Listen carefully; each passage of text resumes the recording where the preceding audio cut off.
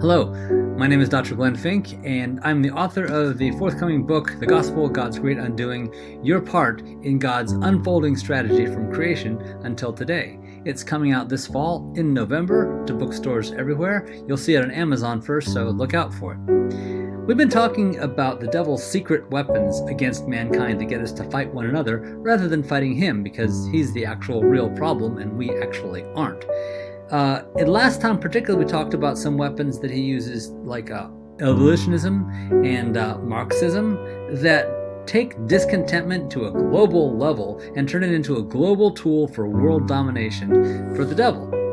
Human systems that are based on these things justify violence, they destroy virtue, they reward laziness, and they encourage selfishness. It just doesn't work, and yet we fall for it every time. This time we're going to talk about the devil's division tactics that he uses, particularly politics and racism. So, here we go.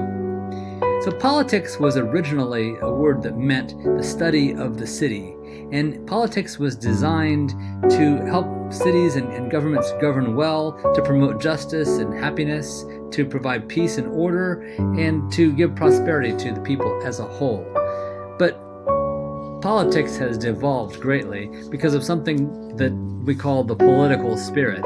Now, the political spirit isn't about governing well, it's about hating each other. It's about division. The political spirit does not care which side of an issue you're on, as long as you take a side and you hate everybody else on any other side of the issue. That's what the political spirit does. It encourages hatred, competition, and fear, and those are all forms of discontentment. The political spirit is one more tool in the devil's box that allows him to shake that jar of humanity and cause us bugs in the jar to attack one another as if we were the problem.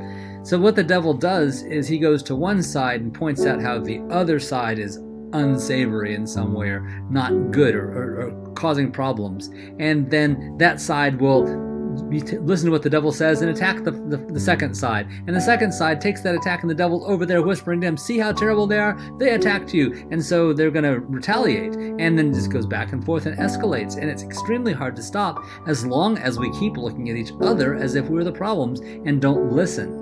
See, a political spirit's not about listening at all. It's about attacking. It's about being right. It's about, I have to be exactly right.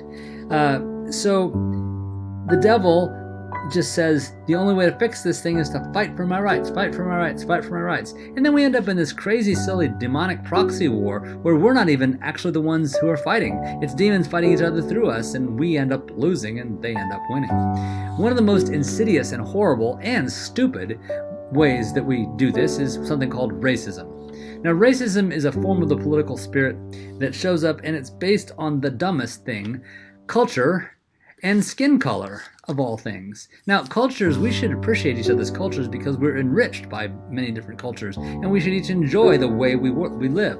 But we shouldn't use those differences to attack each other.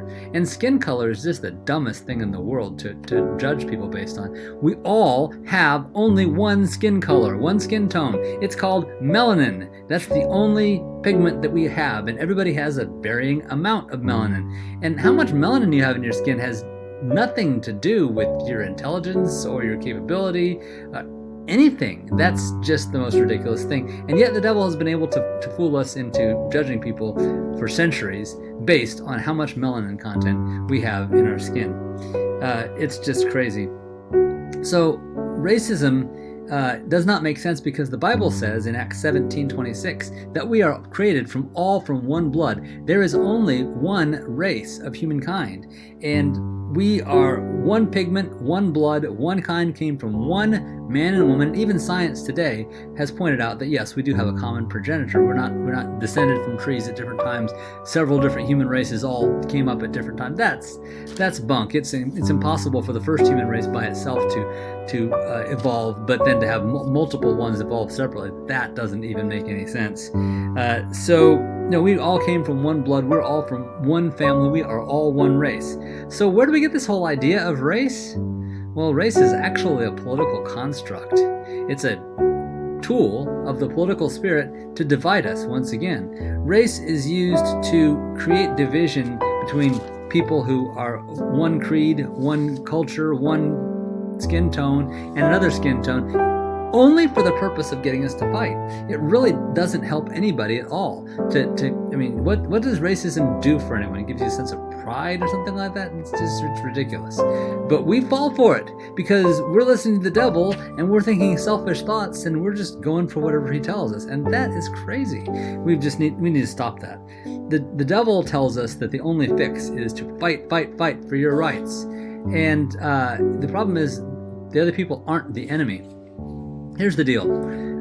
Race is based on a political construct. It does not really exist. We are all one blood. But many theories have sprung up to talk about how racism started. And one particular theory is what we'll be talking about next time. That's critical race theory. It actually started out with a good idea that race does not exist, but it has since been completely taken out of context and ruined. And so we're going to talk about that next time.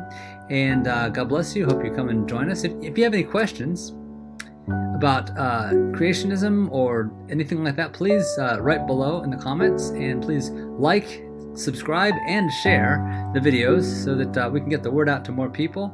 And once again, be on the lookout for the book coming out this fall in November, especially in Amazon. It's going to come out in booksellers everywhere. Thank you for watching, and God bless you.